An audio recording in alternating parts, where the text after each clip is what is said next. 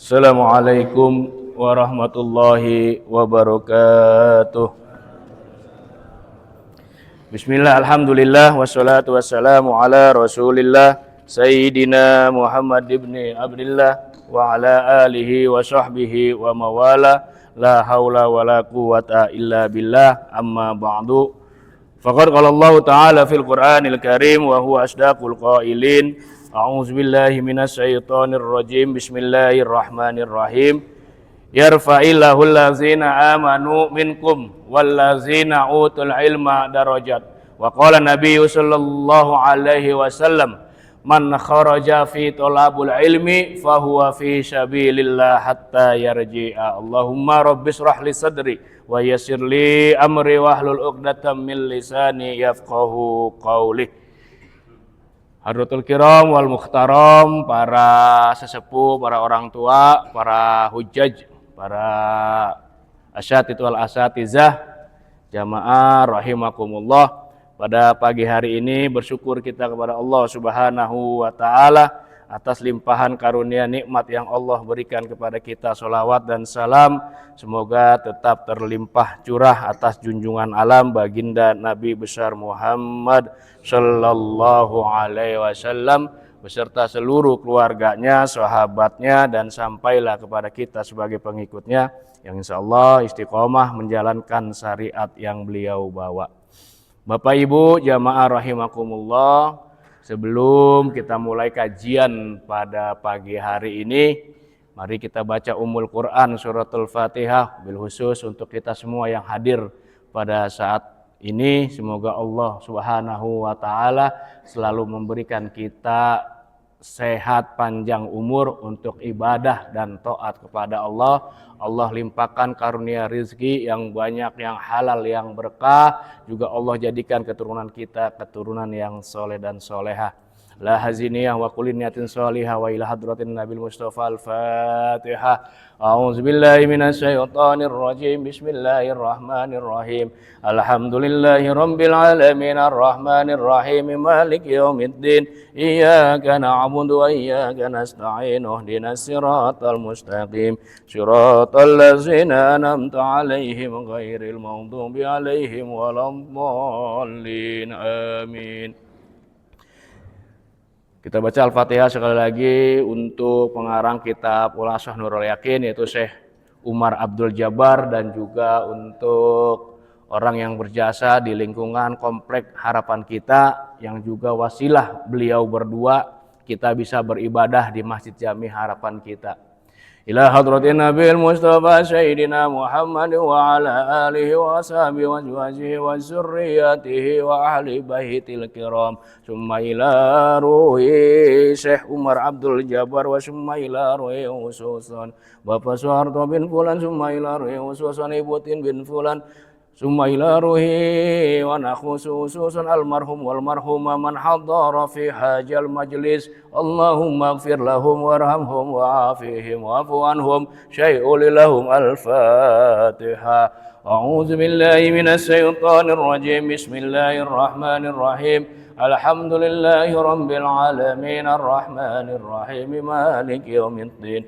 Iyyaka na'budu wa iyyaka nasta'in. Ihdinas siratal mustaqim. Siratal ladzina an'amta 'alaihim ghairil maghdubi 'alaihim waladdallin. Amin. Bapak Ibu jamaah rahimakumullah, sebelum mulai kajian saya insyaallah sebagai kepala lingkungan RW 02 bersama pengurus Masjid Jami Harapan Kita nanti sekitar jam 7.30 akan keliling mengumpulkan dana, menggalang dana untuk kita donasikan kepada saudara-saudara kita yang saat ini sedang tertimpa musibah di Provinsi Aceh, Sumatera Utara, dan Sumatera Barat. Saya juga sudah berkoordinasi dengan Ketua RW 04, Bapak Danil. Beliau mengizinkan nanti kami keliling ke wilayah RW 04 sebagaimana waktu kita dulu menggalang dana untuk korban gempa Cianjur. Jadi saya sudah berkoordinasi dengan Ketua RW-nya dan beliau mempersilakan untuk kita keliling juga. Jadi yang tadinya rencananya untuk 1 RW jadi 2 RW. Nanti insya Allah kami keliling di RW 2 dan RW 4, yang mana nanti insya Allah dana yang terkumpul berapapun itu akan kita salurkan kepada saudara-saudara kita yang saat ini sedang tertimpa banjir bandang dan tanah longsor di 3 provinsi di Pulau Sumatera. Nanti saya mohon Bapak Haji Tamsil sebagai Ketua RT juga tolong ikut mensupport. Nanti Pak Gatot juga beliau akan keliling mendampingi kami untuk wilayah RW 4. Jadi saya sudah menginstruksikan kepada para Ketua RT yang ada di lingkungan RW 02 untuk ikut membantu mensupport agar penggalangan dana dari wilayah kita, lingkungan kita hasilnya maksimal. Insya Allah mungkin nanti akan kita distribusikan ke lembaga-lembaga badan amal yang terpercaya seperti Dompet Duafa atau ke TV One ataupun juga ke Basnas. Nanti insya Allah semua itu akan kami pertanggungjawabkan kepada jamaah dan kepada masyarakat. Semoga besar kecilnya sedikit banyak membantu saudara-saudara kita yang saat ini sedang tertimpa musibah di 3 provinsi di Pulau Sumatera, yaitu Aceh, Sumatera Utara dan Sumatera Barat, yang mana sampai saat ini sudah kurang lebih 800 yang wafat, masih ratusan lain yang belum ketemu. Ini semua akibat keserakahan, ketamakan tangan-tangan manusia yang tidak pernah merasa cukup dengan apa yang telah Allah berikan kepada mereka. Jadi mereka menjarah hutan, menebang kayu-kayu ataupun pepohonan yang ada di bukit-bukit puncak-puncak sekelilingnya, sehingga ketika hutan itu gundul, bukit itu gundul, lalu terjadilah hujan di atas bukit, di hulunya tidak ada akar yang memegang tanah yang menjadi penahan tanah. Akhirnya mereka hanya bisa menyalahkan cuaca ekstrim. Jadi cuaca disalahkan. Padahal ini semua akibat ulah-ulah tangan manusia yang serakah, yang tamak, yang tidak pernah cukup dengan apa yang telah Allah berikan. Makanya semoga Allah menanamkan di hati kita ini sifat qanaah. Apa itu sifat qanaah? Sifat qanaah adalah cukup dengan apa yang telah Allah berikan. Allah memberikan kita umpama rezeki 100.000 sebulan, ketika kita punya sifat qanaah, insya Allah cukup. Tapi Allah memberikan rezeki berupa materi, uang katakanlah 10 juta sebulan, tapi kalau tidak punya sifat qanaah, berapapun yang harta materi yang kita punya akan selalu kurang. Padahal hakikatnya kita manusia, untuk sekedar makan paling banyak berapa sih kita makan? Hanya 1 piring, hanya untuk menahan lapar, menunjang kegiatan aktivitas kita. Tapi mereka berlomba-lomba mengumpulkan harta dengan cara apapun. Mereka lupa bahwa suatu saat semua itu pasti akan ditinggalkan.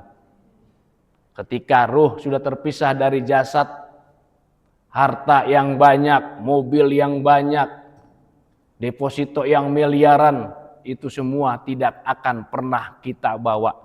Kita hanya akan membawa amal soleh untuk menghadap zat Allah Subhanahu wa ta'ala. Mari kita berlomba-lomba dalam kebaikan, fastabiqul khairat. Selama kita bisa membantu saudara-saudara kita yang kesusahan, insya Allah suatu saat ketika kita memudahkan urusan lain, ketika kita memudahkan urusan orang lain, pasti suatu saat ketika kita dalam keadaan sulit dan sakit, Allah akan datangkan pertolongannya min haitsu la yahtasib, dari arah-arah yang tidak kita duga. Jadi itu sekilas. Insya Allah nanti jam 7.30 kami akan keliling di 2 RW, RW 2 dan RW 4. Terima kasih Pak Haji Gatot yang sudah mensupport. Jadi jangan bosan-bosan kita berbuat baik, karena hakikatnya itulah yang nanti akan menjadi amal soleh kita. Makanan yang kita makan akan busuk, pakaian yang kita pakai akan lapuk, tapi harta yang kita infakkan berapapun itu nilainya, itulah yang akan menemani kita di alam kubur. Baik Bapak-bapak jamaah rahimakumullah, kita akan mulai, yang mana 1 bulan yang lalu bab tentang dakwatus sirron, dakwah secara diam-diam. Ketika Nabi mendapatkan wahyu yang pertama di Gua Hira, lalu beliau berdakwah secara diam-diam, door to door, kepada keluarganya yang dekat dulu, kepada sahabat-sahabatnya yang dekat dulu. Jadi belum berani berdakwah, menyiarkan kalimat la ilaha illallah Muhammadur Rasulullah di kalangan orang-orang penduduk Mekah pada waktu itu. Jadi beliau berdakwah door to door kepada saudaranya, kerabatnya, sahabatnya. Jadi beliau itu segala sesuatunya menunggu firman Allah ataupun perintah Allah. Pun demikian nanti setelah turun perintah dari Allah untuk berdakwah secara terang-terangan, baru beliau mulailah berdakwah secara terang-terangan. Itu sekilas tentang bab dakwatus sirron, dakwah secara diam-diam 1 bulan yang lalu. Bab yang sekarang adalah awalul mu'minina, orang yang pertama-tama memeluk Islam. Jadi setelah Nabi mendapatkan wahyu di Gua Hira, lalu turun lagi surat yang kedua Al-Mudaththir, bahwa Nabi jangan berkemul, jangan berselimut aja. Disuruh bangun fa'anzir, maka bangunlah engkau Muhammad, fa'anzir, maka berilah peringatan kepada mereka. Jadi tetap Nabi mulai berdakwah tuh secara door to door. Nah sekarang awalul mu'minina, orang yang pertama-tama beriman. Awaluman amana bihi minan nisa'i Khadijatun. Awaluman, pertama orang amana yang beriman bihi kepada Allah dan Rasulnya, minan nisa'i dari golongan kaum wanita, Khadijatun, yaitu Sayyidatuna Khadijah. Jadi orang yang pertama beriman kepada Allah dan Rasulnya dari kalangan wanita adalah istrinya Nabi Muhammad sallallahu alaihi wasallam, yaitu Khadijatul Kubra. Wa kanat, dan ada itu Sayyidatuna Khadijah tak taqidu sidqa risalatihi, yang membenarkan risalah Nabi Muhammad sallallahu alaihi wasallam. Jadi Sayyidatuna Khadijah ini salah satu wanita yang pernah menggendong ketika Nabi sedang umur balita. Jadi Sayyidatuna Khadijah dan Sayyidatuna Aminah bersahabat, temenan, bestian kalau anak sekarang bilang. Jadi ketika Nabi masih balita, Sayyidatuna Khadijah pernah menimang-nimang baginda Rasul kecil. Bahkan sebelum menikah dengan Nabi, Sayyidatuna Khadijah pernah bermimpi ketika beliau sedang duduk didatangi ataupun bulan purnama mendatangi ke pangkuan Sayyidatuna Khadijah. Lalu Sayyidatuna Khadijah bertanya kepada saudaranya Waraqah bin Naufal, yang pada saat itu seorang alim, yang seorang ahlul kitab, tapi bukan muslim, ahlul kitab.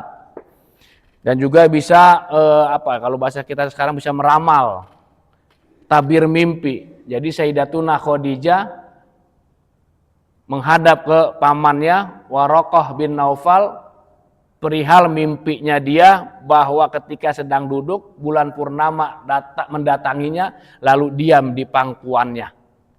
Akhirnya dijelaskan tabir mimpi tersebut bahwa nanti Sayyidatuna Khadijah akan mendapatkan pendamping hidup seorang yang besar. Dalam hal ini baginda Nabi besar Muhammad sallallahu alaihi wasallam. Nah, jadi dari kalangan wanita yaitu Sayyidatuna Khadijah. Beliau selalu membenarkan perkataan Nabi, selalu membenarkan tingkah laku Nabi. Lima zuhara laha minal alamati. Lima zuhara ketika melihat Sayyidatuna Khadijah minal alamati, akan tanda-tanda ad-dalalati alan nubuwah, tentang tanda-tanda kenabian. Jadi sebelum nikah dengan Sayyidatuna Khadijah, beliau sudah melihat tanda-tanda nubuwah pada baginda Rasulullah Shallallahu Alaihi Wasallam. Kapan itu? Munju safratihi ma'al khadimiha maisarota. Ketika Nabi melakukan perjalanan ke negeri Syam, membawa dagangan Sayyidatuna Khadijah, ma'a khadimiha, bersama hamba sahaya, pembantunya Sayyidatuna Khadijah, Maisarota, yang bernama Maisaroh. Maisaroh di sini bukan nama perempuan, tapi jenis kelaminnya laki-laki. Namanya Maisarah. Kalau sekarang Maisarah kita biasanya perempuan. Jadi Sayyidatuna Khadijah sudah melihat tanda-tanda nubuwah, tanda-tanda kenabian kepada baginda Rasulullah sallallahu alaihi wasallam. Apa? Berkata jujur. Jadi ketika baginda akan melakukan perjalanan ke negeri Syam, membawa perdagangan niaganya Sayyidatuna Khadijah mulai dari kota Mekah, beliau melihat bahwa Nabi melangkah, kemanapun Nabi melangkah berjalan selalu dinaungi awan. Jadi Nabi itu nggak pernah kena sinar matahari. Jadi mulai dari berangkat, walaupun kehidupan sehari-hari di Mekah, Nabi selalu dinaungi awan. Timur Tengah pada waktu itu mungkin cuacanya panas sampai saat ini juga, tapi Allah memberikan mukjizatnya, memerintahkan kepada makhluknya yang bernama awan untuk selalu menaungi Nabi Muhammad sallallahu alaihi wasallam. Dan ini juga dilihat oleh pendeta Buhairah seperti bab-bab awal ketika melakukan perjalanan ke negeri Syam. Nah, Sayyidatuna Khadijah melihat itu dan selalu membenarkan apa-apa yang dikatakan Nabi, tindak tanduk Nabi. Sayyidatuna Khadijah yakin 100% apapun itu selalu benar. Kenapa baginda Rasul selalu dinaungi awan? Tidak pernah berbenturan dengan cahaya matahari secara langsung. Karena kalau Nabi tidak dinaungi awan, berhadapan langsung dengan cahaya matahari yang menyinari alam dunia ini, maka niscaya akan hancurlah matahari tersebut. Karena semua makhluk yang ada di alam semesta raya ini Allah ciptakan dari nur baginda Nabi besar Muhammad sallallahu alaihi wasallam. Padahal secara fisik Nabi belum ada, tapi nurnya sudah Allah ciptakan, dan makhluk-makhluk yang lainnya pun Allah ciptakan dari cahayanya baginda Nabi besar Muhammad sallallahu alaihi wasallam, termasuk matahari. Jadi kita ini tercipta ada di alam dunia, ibu bapak kita ada di alam dunia, Nabi Adam ada di alam dunia, semua makhluk yang ada di alam dunia berkat wasilah Allah ciptakannya Nabi besar Muhammad sallallahu alaihi wasallam. Mana dalilnya? Biasanya begitu orang tuh, kalau yang kritis, mana dalilnya? Jangan kayak kubu sebelah, saudara kita yang sebelah. Apa-apa dalil begitu. Kalau kita mah dalil banyak, dia mah dalilnya cuma satu. Itu mulu yang dipakai dalilnya. Paham ya Pak ya maksudnya ya? Cuma itu aja dalilnya yang dipakai satu. Kullu bid'atin dolalah wa kullu dolalah finnar. Apa-apa yang tidak dikerjakan Nabi bid'ah. Bid'ah itu sesat. Sesat itu adanya di neraka. Dikira neraka surga punya bapak moyang ya kali udah dikapling-kaplingin. Mana dalilnya? Kita diciptakan wasilah Nabi Muhammad. Hadits qudsi.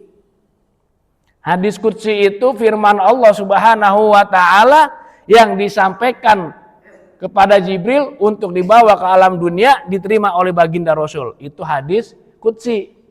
Kalau kita nyari hadits qudsi di dalam Al-Quran nggak nemu, walaupun itu sama-sama firman Allah. Saya ulang-ulang terus nih, biar paham, biar ingat, karena kadang-kadang kita lupa. Jadi hadits qudsi itu firman Allah juga, tetapi tidak dibukukan di dalam mushaf Al-Quran yang 30 juz, 6.236 ayat, 114 surat. Kalau kita nyari dalil ini dalam Al-Quran nggak ada. Mana? Laulaka lamma khalaqtul aflak ay laula khalaqtuka. Kata Allah tuh, kalaulah aku tidak menciptakan engkau wahai Muhammad, maka aku pun tidak akan menciptakan seluruh makhluk yang ada di alam semesta raya ini. Tuh, tanpa ada wasilah baginda Rasul, Allah nggak menciptakan semua makhluk nih. Allah nggak menciptakan matahari, bulan, planet, surga, neraka, laut, lembah, bumi, dan semuanya yang ada di dalamnya. Karena wasilah baginda Rasulullah, Allah menciptakan alam semesta beserta isinya. Maka pantas bagi kita sebagai umatnya untuk selalu mengucapkan sholawat kepada beliau. Karena sholawat salah satu tanda kita nanti di akhirat dikenali oleh Nabi Muhammad bahwa kita umatnya. Karena manusia semua dari zaman Nabi Adam nanti di hari kiamat meminta pertolongan kepada para nabinya masing-masing. Nabi 124.000, Rasul 313, semua umatnya nyari Rasulnya masing-masing. Datang ke Nabi Adam, ya Adam anta abal bashar. Gitu kan, ya Adam engkau bapak moyangnya manusia, berikan kami syafaatmu. Adam gak bisa karena malu punya dosa. Gak bisa menahan larangan Allah ketika tinggal di surga. Datang ke Nabi Nuh gak bisa memberikan syafaat ataupun pertolongannya karena punya dosa. Mana dosanya Nabi Nuh? Gak bisa ngedidik anak, mengajak beriman kepada Allah dan ayahnya yaitu Nabi Nuh. Siapa? Kan'an. Kan begitu. Datang ke Nabi Ibrahim gak bisa. Datang ke nabi-nabi lain, gak ada bisa yang memberikan syafaat. Hanya satu manusia yang bisa memberikan pertolongan kepada umatnya, yaitu Nabi besar Muhammad SAW. Makanya perbanyak selama kita hidup baca sholawat. Pokoknya saya gak pernah bosan-bosan ngajak dimanapun saya taklim, selalu mengajak untuk selalu bersolawat. Karena sholawat akan memberikan solusi dalam permasalahan hidup yang kita hadapi di alam dunia ini. Yakin gitu. Perbanyak, selawat nggak usah panjang-panjang, yang pendek-pendek aja udah terserah. Allahumma sholli ala sayyidina Muhammad wa ala ali sayyidina Muhammad sallallahu ala Muhammad sallallahu. Lagi nyetir mobil sambil sholawat macet-macetan, iya kan? Sambil kerja, sambil nulis, baca sholawatan agar hati kita terpaut kepada Allah dan Rasulnya. Enak kalau hati sudah terpaut kepada Allah dan Rasulnya. Sebesar apapun permasalahan hidup dan kehidupan, pasti Allah berikan solusinya min haitsu la yahtasib. Allah akan memberikan jalan keluar dari arah-arah yang tidak kita duga. Yakin, maka saya yakin tidak akan pernah bosan dan saya sudah mengalami hal tersebut. Ada manfaatnya istighfar dan sholawat itu. Jadi itu, Sayyidatuna Khadijah adalah wanita pertama yang beriman kepada Allah dan Rasulnya. Selanjutnya wa awwaluman amana bihi minar rijal, wa awwaluman, dan pertama orang yang beriman bihi kepada Allah dan Rasulnya, minar rijali, dari kaum laki-laki, sopo saha Abu Bakar Siddiq, yaitu Abu Bakar As-Siddiq. Wakana tadi beda, kalau tadi wakanat ada tak tanis. Kalau ilmu nahunya ini membedakan, kalau wakanat ada huruf tak di belakangnya, ini pasti rujuknya kembalinya kepada seorang wanita. Tapi kalau ini wakana doang, nggak pakai tak. Wakana, dan ada itu Abu Bakar As-Siddiq, sidquhu qabla ba'sihi. Jadi Abu Bakar Siddiq itu selalu membenarkan Nabi qabla ba'sihi, sebelum diutus menjadi Nabi. Tuh, jadi Abu Bakar sebelum Muhammad jadi Rasul sudah percaya bahwa beliau tidak pernah berdusta, beliau tidak pernah melakukan perbuatan-perbuatan yang tercela. Walam yahad alaihi kaziban, dan beliau tidak pernah kaziban, berbohong.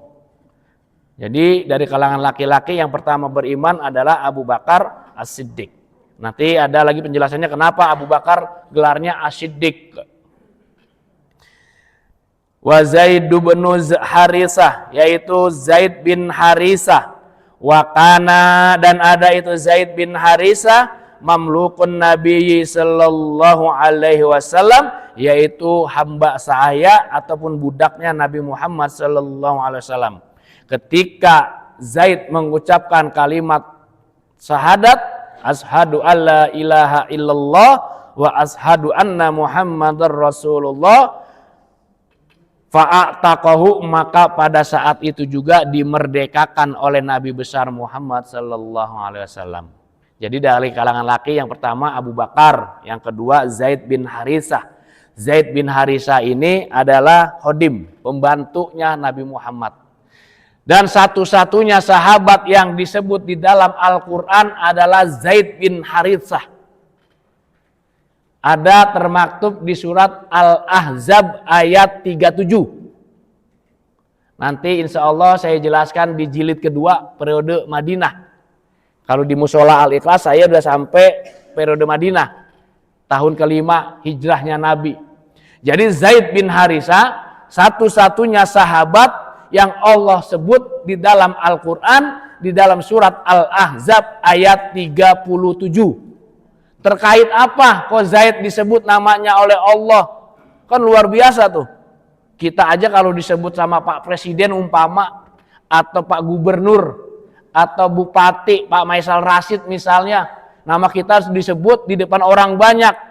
Itu kan merupakan suatu kebanggaan buat kita. Apalagi ini Allah abadikan namanya Zaid bin Harithah di dalam surat Al-Ahzab ayat 37 terkait pernikahan beliau dengan Sayyidatuna Hafsah yang nanti akan akhirnya menjadi istrinya Nabi.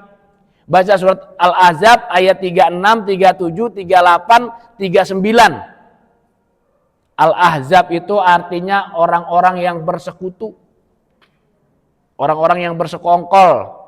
Isinya orang-orang yang bersekongkol yang memerangi Nabi, atau juga terjadi yang melatar belakangi perang Khandaq, perang Parit. Jadi Salman Al-Farisi, salah satu sahabat Nabi yang mencetuskan ide ketika Nabi mau diserang di kota Madinah, beliau mencetuskan ide agar Madinah itu dikelilingi oleh parit. Makanya dikenal dengan perang Khandaq. Lalu turun surat Al-Ahzab tentang perang Khandaq dan juga menjelaskan tentang Zaid bin Harithah. Zaid bin Harithah ini setelah dimerdekakan oleh baginda Rasul lalu diangkat anak. Jadi anak adopsi. Kalau orang dulu zaman jahiliyah ketika seseorang mengadopsi maka nasabnya dipakai ke ayahnya, ayah adopsinya. Akhirnya turun juga surat Al-Ahzab ayat 39 bahwa anak adopsi nggak boleh pakai nasab ayah angkatnya. Jadi sebelum Al-Ahzab turun, Nabi Muhammad itu jadi Zaid bin Muhammad, bukan Zaid bin Harithah. Karena kebiasaan orang Arab jahiliyah pada waktu itu sebelum turun risalah, bahkan sampai sebelum Nabi hijrah ke Madinah, ketika Nabi masih tinggal di Mekah, risalah sudah turun, masih tradisi tersebut masih dipakai tuh. Jadi misalnya saya mengadopsi anak orang, tapi binnya nama saya. Akhirnya dirubah sama Allah bahwa itu nggak boleh menghilangkan nasab orang tuanya. Jadi Zaid itu dulu namanya Zaid bin Muhammad. Akhirnya turun surat Al-Ahzab diganti. Jadi luar biasa Zaid ini. Satu-satunya sahabat yang disebut namanya diabadikan di dalam Al-Quran. Baca nanti ya Pak, 36, 37, yang jelas 37. Jadi itu serentetan, 36, 37, 38, 39, itu serentetan. Satu alur tentang Zaid, pernikahannya dengan sepupunya Nabi. Akhirnya bercerai, lalu dinikahi oleh baginda Rasul. Jadi jandanya Zaid dinikahi oleh Nabi. Dan dulu zaman jahiliyah, tradisi jahiliyah, nggak boleh menikahi mantan istri dari anaknya, dari anak angkatnya nggak boleh. Akhirnya Islam datang membawa risalah yang sempurna bahwa mantan istri anak angkat boleh dinikahi oleh ayah angkatnya. Tapi kalau mantan istri dari anak kandung nggak boleh. Tapi kalau mantan istri dari anak angkat secara ilmu fikih boleh dinikahi.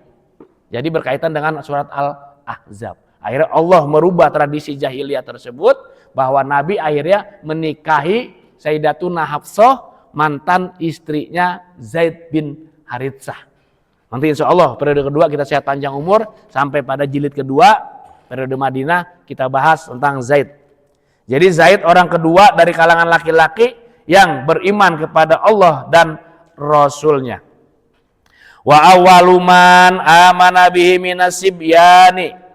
Wa awwaluman, dan pertama orang yang beriman bihi kepada Allah dan Rasulnya, minasibyani dari kalangan pemuda, dari kalangan remaja, Ali bin Abi Thalib, yaitu Ali bin Abi Thalib. Wa kana, dan ada itu Ali Rabibur Rasul, yaitu sepupuhnya Nabi Muhammad. Jadi Ali dari kalangan remaja yang pertama memeluk Islam dan beliau adalah sepupuan. Jadi Abu Thalib adik daripada Said Abdullah, ayahnya Nabi Muhammad sallallahu alaihi wasallam. Jadi kakeknya Nabi Abdul Muthalib punya putra-putri sebanyak 16 orang. 16 orang dari 6 istri. 10 laki-laki, 6 wanita. Ada juga Sayyidina Hamzah. ada juga Sayyidina Abbas, ada juga Abdul Uzza. Kenal Pak, Bu, Abdul Uzza? Abdul Uzza itu kalau nama viralnya Abu Lahab.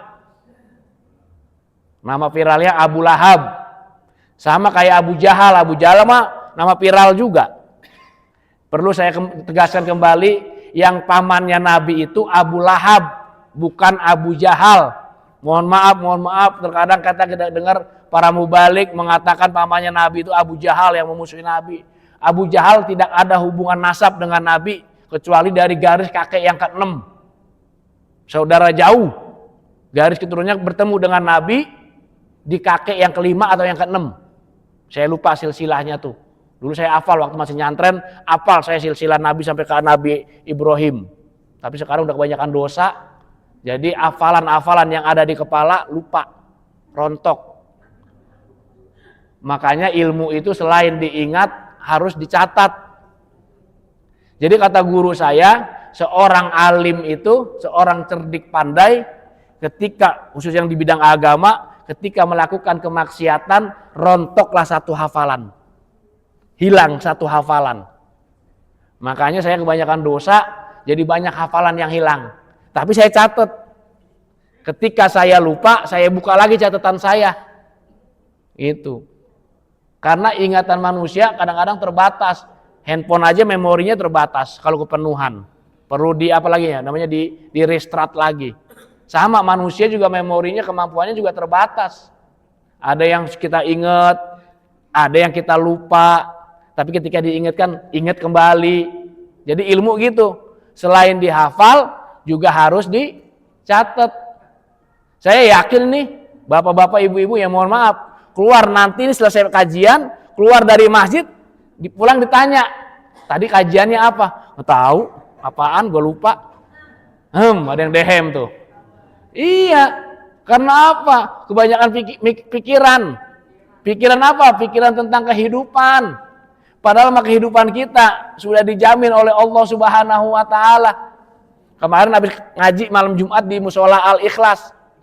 Ustadz Sapar gantian ngasih materi. Ya, kata beliau, saya kalau berdoa itu enggak pernah minta rejeki.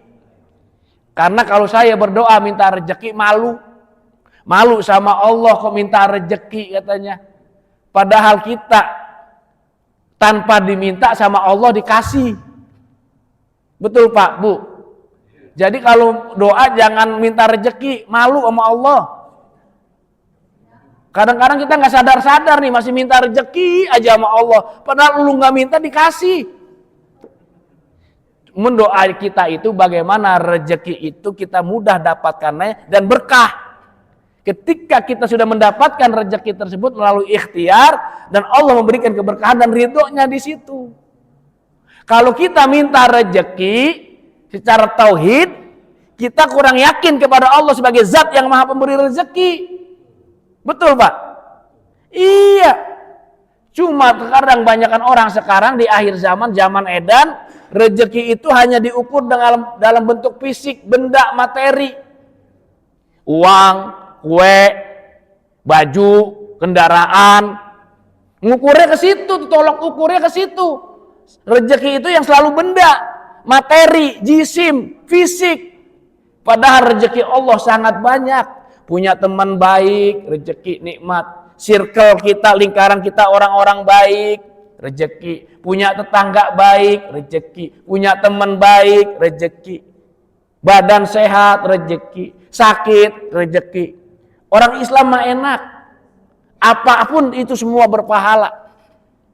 Ketika dikasih lapang, luang, kita bersyukur kepada Allah, itu berpahala. Ketika diuji dengan Allah, oleh Allah dengan kesempitan, dengan sakit, lalu kita bersabar dan beristighfar, ridho menerima ketentuan Allah, bagus untuk kita. Nih saat ini saudara-saudara kita di Pulau Sumatera, Aceh, Sumatera Utara, Sumatera Barat ditimpa oleh Allah dengan ujian berupa gempa, tanah longsor dan banjir bandang. Ketika mereka semua bersabar dan yakin ini sudah menjadi ketentuan Allah, lalu bermuhasabah diri, introspeksi diri, ini adalah baik bagi orang tersebut. Allah catatkan dengan Allah balas dengan pahala dengan kebaikan. Cuma kadang kala kebanyakan kita menyalahkan orang lain, menyalahkan Allah. Hakikatnya apapun yang menimpa diri kita itu adalah sebuah kebaikan untuk diri kita. Sakit baik untuk kita. Apa baiknya? Menggugurkan dosa-dosa yang ada di diri kita. Mendingan digebegin, dibersihin di dunia daripada nanti digebeginnya, dibersihinnya di neraka lamaan. Bayangin satu hari akhirat 1000 tahun dunia. Iya. Kalau orang Pulau Gadung mendingan digebegin di dunia, biarin dah kita dikasih sakit. Kan begitu. Kalau kita dikasih sakit, ridho, ikhlas dan yakin ini ketentuan Allah, menjadi wasilah penggugur dosa kita. Kadang kita baru dikasih sakit gigi, ngeluhnya selebar RT bertahu. Iya. Dikasih sakit, ngeluhnya luar biasa. Dia lupa bahwa nikmat Allah yang diberikan jauh lebih besar. Ayo bapak-bapak sama ibu-ibu sekarang kita ngitung nih. Dari mulai lahir saya ingat bapak dan ibu yang hadir di sini berapa kali masuk dirawat di rumah sakit? Hah? Baru 2 kali. Alhamdulillah masih ingat. Berapa lama? Berapa lama bu? Setahun. Sekarang umur ibu berapa puluh tahun? 55. Berarti sehat ibu 54 tahun. Kadang manusia lupa bersyukur kepada Allah. Bagaimana ketika Nabi Ayub alaihi salam dikasih sakit 18 tahun. Hartanya habis. Istrinya yang banyak pergi semua, gugat cerai ke pengadilan. Iya. Nabi Ayub istrinya banyak pak, hartanya melimpah. Konglomerat. Tapi Allah uji dengan penyakit. Jangan kira harta yang ada pada kita pada saat ini itu bukan ujian. Itu ujian. Anak ujian. Istri ujian. Suami ujian. Semua ujian dalam kehidupan dunia ini. Tinggal kita bagaimana menyikapi, menghadapi ujian tersebut. Kadang orang diuji dengan hartanya. Kadang orang diuji dengan kefakirannya. Kadang orang diuji dengan kesehatannya. Kadang orang diuji dengan penyakitnya. Nabi Allah Ayub alaihissalam diuji dengan harta yang sangat banyak. Dia lolos.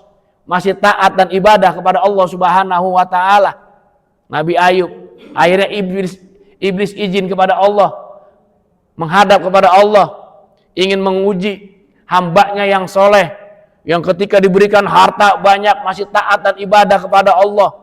Lalu iblis menghadap kepada Allah minta izin akan menguji Nabi Allah Ayub alaihissalam dengan apa? Dengan penyakit. Hartanya, gudangnya, ternaknya mati semua. Gudangnya terbakar semua. Istri-istrinya meninggalkan semua. Hanya satu yang mau merawat Nabi Allah Ayub alaihissalam. Mohon maaf, kita pernah dengar sejarah Nabi Allah Ayub. Dikasih sakit 18 tahun. Sekujur tubuhnya keluar belatung. Sanggup bu ngerawat suami umpama penyakitnya kayak begitu bu? Hah? Langsung gugat ke pengadilan agama. Ketiga raksa. Tapi Nabi Ayub istri satu enggak. Beliau tetap tabah, setia, ngerawat dan ngurusin Nabi Ayub yang penyakit sekujur tubuhnya keluar belatung. Hanya berdoa Nabi Ayub itu, ya Allah, aku ikhlas, aku ridho dengan semua penyakit ini, tapi jangan Engkau berikan penyakit kepada 2 anggota tubuhku. Cuma minta 2 doang yang jangan dikasih sakit. Apa? Lisan dan hati. Agar aku selalu bisa mengingat dan berzikir menyebut asma-Mu ya Allah. Tuh. Istrinya sabar. Tapi namanya manusia, batas kesabarannya ada. Akhirnya istrinya Nabi Ayub ngomong sama Nabi Ayub. Kalau bahasa kitanya begini, Bang. Abang ini Nabi dan Rasul. Coba abang berdoa sama Allah minta sembuh. Minta sembuh bang. Saya mau udah pegel banget ini ngurusin. Kalau orang Betawi Pulau Gadung bilang udah pegel banget ini gua ngurusin elu bang. Iya. Gua udah bosan banget, udah pegel, capek. Gua ngurusin elu nih bang sampai bertahun-tahun, sampai belasan tahun. Berdoa kenapa bang sama Allah. Abang kan Nabi, abang kan Rasul. Angkat tangan, minta doa, minta sembuh. Apa jawab Nabi Ayub?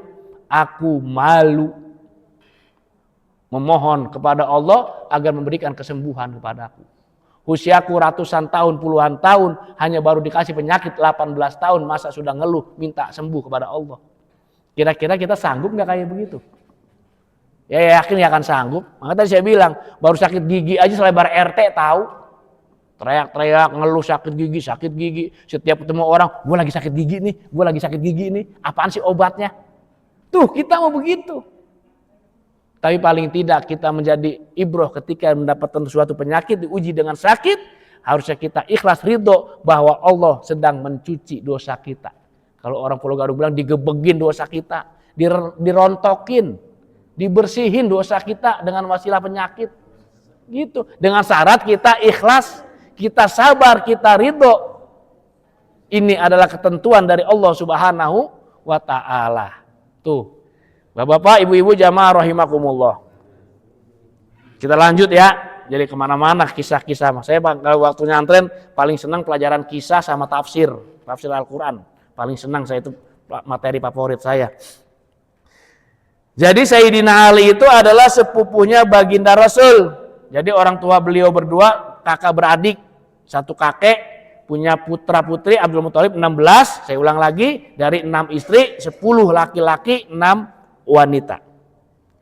Wa qad da'a Abu Bakr man yuhibbuhu wa yuhibbunahu. Wa qad da'a Abu Bakrin, dan nyata Abu Bakar ikut berdakwah. Jadi Abu Bakar telah beriman kepada Allah dan Rasulnya, lalu Abu Bakar juga ikut menyampaikan risalah Islam. Kepada siapa? Man yuhibbuhu wa yuhibbunahu, kepada orang-orang yang dicintai oleh Abu Bakar. Dalam hal ini maksudnya keluarganya sendiri. Jadi Abu Bakar sudah beriman kepada Allah dan Rasulnya, lalu Abu Bakar menyampaikan risalah Muhammad kepada orang-orang yang dicintai dan mencintai Abu Bakar. Fa'ajahu jam'un kasiran, maka banyak yang menerima ajakan dakwahnya Sayyidina Abu Bakar. Minhum, di antara mereka. Jadi ketika Abu Bakar berdakwah kepada orang-orang dekatnya, banyak yang masuk Islam, banyak yang menerima risalah Islam. Minhum, di antara mereka siapa? Utsman bin Affan, yaitu Sayyidina Utsman bin Affan, salisul khulafair rasyidin, yang menjadi khalifah ketiga. Wa Zubair bin Awam, dan Zubair bin Awam. Bahkan di sini keterangan Sayyidina Utsman bin Affan ini ketika mengucapkan 2 kalimat syahadat mendapatkan penyiksaan dari pamannya sendiri. Jadi kita mah enak, baru lahir agama kita udah Islam. Makanya kita ini disebut Islam murokab, Islam keturunan. Islam yang dari lahir udah Islam. Karena kakek bapak ibu kita, kakek nenek kita terus ke atas Islam. Emang ketika kita umur balik ngucapin 2 kalimat syahadat? Enggak. Karena kita Islamnya Islam murokab, Islam keturunan. Berbeda dengan saudara-saudara kita yang mu'alaf, ketika dari agama non-Islam, dia masuk Islam, dia harus mengucapkan 2 kalimat syahadat. Kalau kita kagak pernah ngucapin 2 kalimat syahadat kecuali sholat sama nikah. Waktu ijab kabulan kita syahadat tuh.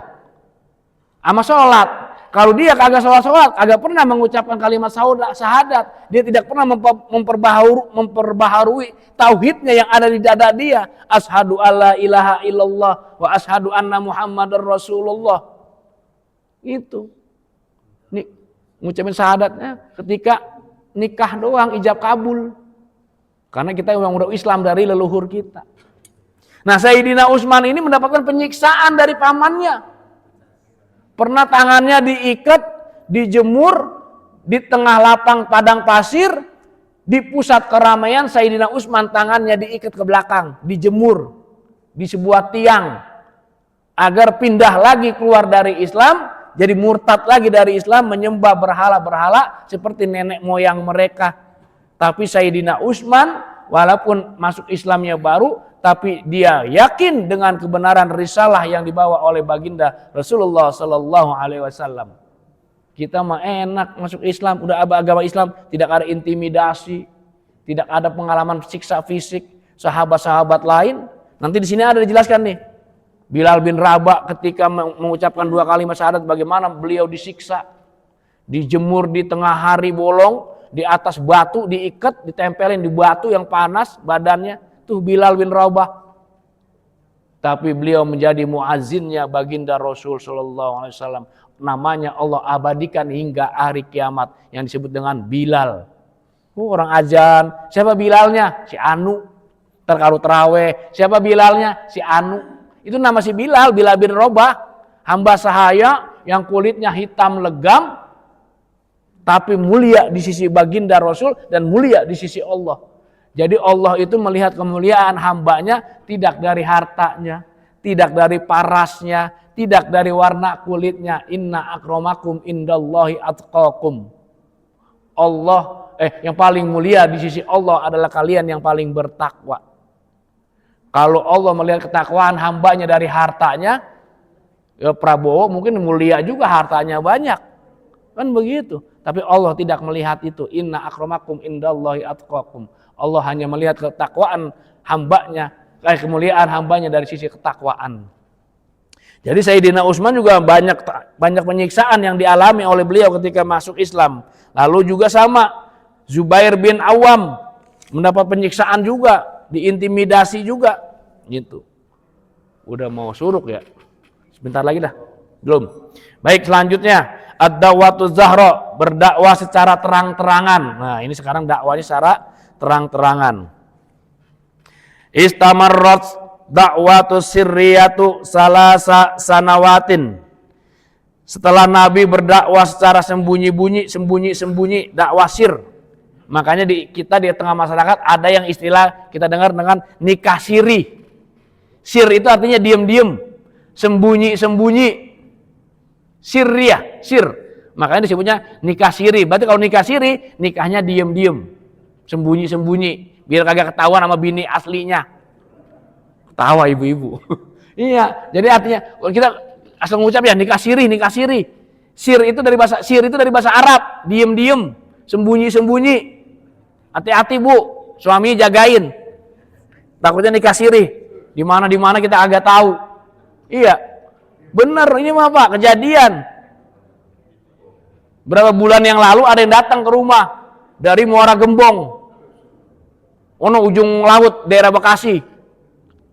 Datang ke rumah, nanya si Pulan, saya nggak mau nyebut nama ya, nama si Pulan, Pak RW, amanat dari ibu saya sebelum meninggal, suruh cari bapaknya, adanya di sini di harapan kita, saya nggak mau nyebut nama dan bloknya, dan yang menjadi saksi nikahnya, iya kan? Ternyata bapaknya dia ini dulu nikah siri sama emaknya, ketika emaknya mau meninggal dalam keadaan sakit, disuruh cari bapaknya ada tinggalnya di perumahan harapan kita, blok ini, saksinya si ini. Jelas banget disebutin. Saya sebagai RW didatengin ke rumah. Saya telusurin, ketemu orangnya. Wah bandel nih bapak nikah siri, ninggalin anak, kagak diurus dari bayi. Sampai anaknya itu usia 27 tahun. Yang kemarin beberapa bulan lalu datang ke rumah, umurnya udah 27 tahun. Kan nanti di akhirat bisa dituntut tuh orang yang kayak begitu. Nikah dapat anak, anaknya nggak pernah diurus. Dari Pak, kata dia, Pak RW, saya mah udah nggak butuh bapak, karena dari kecil dari lahir saya nggak kenal bapak. Setiap saya tanya bapak kepada ibu bilangnya nggak tahu. Akhirnya ketika ibunya mau meninggal, memberikan wasiat amanat agar cari bapaknya masih hidup atau enggak. Adanya di perumahan Arkit, blok ini, namanya ini, yang waktu saksi nikah siri si Pulan, jelas disebutin. Tapi nggak ada orangnya di sini. Dan kebetulan bapak tersebut yang nikah siri tersebut udah meninggal. Hati-hati nih Bu. Jadi nikah siri bahaya. Karena nikah siri itu saya yakin dilandasi bukan karena mahabbah, bukan karena rasa cinta ingin ibadah kepada Allah, tapi nikah siri kebanyakan dilandasi oleh hawa nafsu. Betul ya Pak, Bu? Pak betul nggak Pak? Nggak berani ngejawab. Kalau ngejawab berarti pelaku. Iya, jadi nikah siri itu kebanyakan dilandasi dengan hawa nafsu. Makanya nikahnya diem-diem. Itu, udah balik lagi dah. Jadi Nabi setelah dakwah diam-diam, sembunyi-sembunyi, lalu berapa lama Nabi ini dakwah secara diam-diam? Salasa sanawatin ajaba, selama 3 tahun Nabi berdakwah secara sembunyi-sembunyi. Fi asna'iha kasirun minal asrafi wal mawali, selama 3 tahun dakwah secara sembunyi-sembunyi. Wa asna'iha kasirun, banyak juga yang masuk Islam, minal asrafi wal mawali, daripada pembesar-pembesar dan bangsawan-bangsawan Quraisy pada waktu itu. Jadi udah waktu suruk udah masuk ya? Belum. Lanjut ya. Siaman ya. Oke, lanjut. Tenang, materi emang gak kehabisan. Masih sebuku, ini belum dibahas nih. Masih banyak materi, emang gak kehabisan materi. Ya.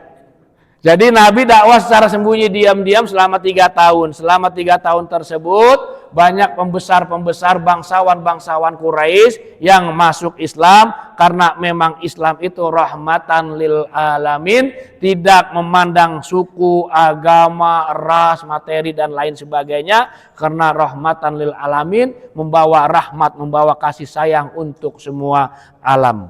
Ba'da zalika umira sallallahu alaihi wasallam bizahri biqauli ta'ala fasda bima tu'maru wa a'rid anil musyrikin. Ba'da zalika, setelah dakwah diam-diam, umira, maka memerintahkan Allah sallallahu alaihi wasallam kepada Nabi Muhammad sallallahu alaihi wasallam bizahri, untuk berdakwah secara terang-terangan. Sama kayak kita sholat jahar. Jahar itu kata awalnya zahri, keras, terang-terangan, kedengeran, kelihatan. Makanya kita nyebut sholat subuh, isya, maghrib disebut jahar, karena dilafazkan kedengeran. Artinya kedengeran, kelihatan, terang-terangan. Nah, ketika Nabi mendapatkan perintah untuk berdakwah secara jahar, secara terang-terangan, setelah 3 tahun sembunyi-sembunyi, Allah memerintahkan kepada Nabi biqaulihi ta'ala, sebagaimana firman Allah Ta'ala, fasda bima tu'maru wa a'rid anil musyrikin. Fasda bima tu'maru, maka sampaikanlah bima tu'maru, menyampaikan amar ma'ruf, wa a'rid anil musyrikin, dan berpalinglah dari orang-orang musyrikin, dari orang-orang penyembah berhala, penyembah selain Allah Subhanahu wa taala. Surat Al-Hijr ayat 94. Jadi asbabun nuzulnya surat Al-Hijr ayat 94 adalah ketika Allah memerintahkan kepada baginda Rasul untuk berdakwah secara terang-terangan ataupun dakwah secara jahar. Fasda bima tu'maru wa a'rid anil musyrikin. Mungkin itu saja yang saya sampaikan, kurang lebihnya mohon maaf. Kalau yang benar datangnya dari Allah, zat yang maha benar. Kalaupun salah datangnya dari seorang munadi, hamba yang dhaif, hamba yang lemah, yang tidak terlepas dari salah dan khilaf.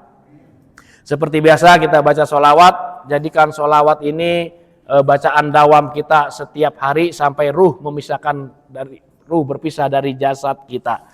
Subhanakallahumma wa bihamdika asyhadu an la ilaha illa anta astaghfiruka wa atubu ilaik. Alhamdulillahirabbil alamin. Wassalamualaikum warahmatullahi wabarakatuh.